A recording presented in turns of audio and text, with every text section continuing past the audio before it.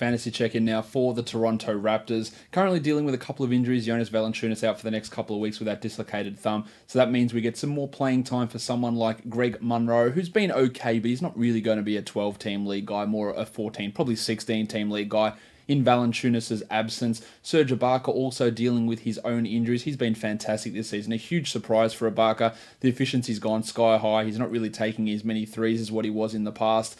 The field goal percentage, the blocks are coming back up. He has been a huge surprise player to me. He's currently a top 35 player over the last 2 weeks, while Kawhi Leonard just doing his thing, the 7th ranked player over the last 2 weeks, really settling in. And I do think that the back-to-back restrictions are going to go away the next time the Raptors do have a back-to-back. Pascal Siakam just settling in the mid-rounds at the moment. The field goal percentage, which was absolutely crazy, he's started to come back down.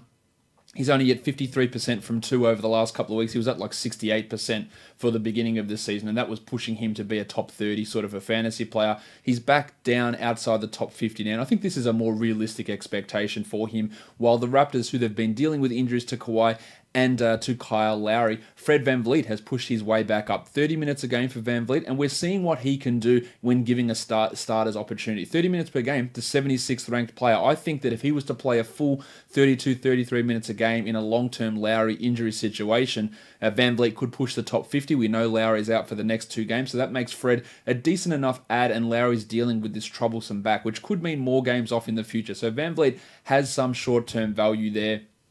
As for Lowry, he's dropping. That hot start was never sustainable. We're seeing him drop off at the moment, and it is a little bit worrisome for a guy approaching the age of 33 to be dealing with this back injury. A guy who's never been really robust in resisting injuries. While Danny Green, he's fine for 12-team leagues. I think he's pretty limited in terms of upside, but he is a guy that can provide that value, although it can be pretty streaky.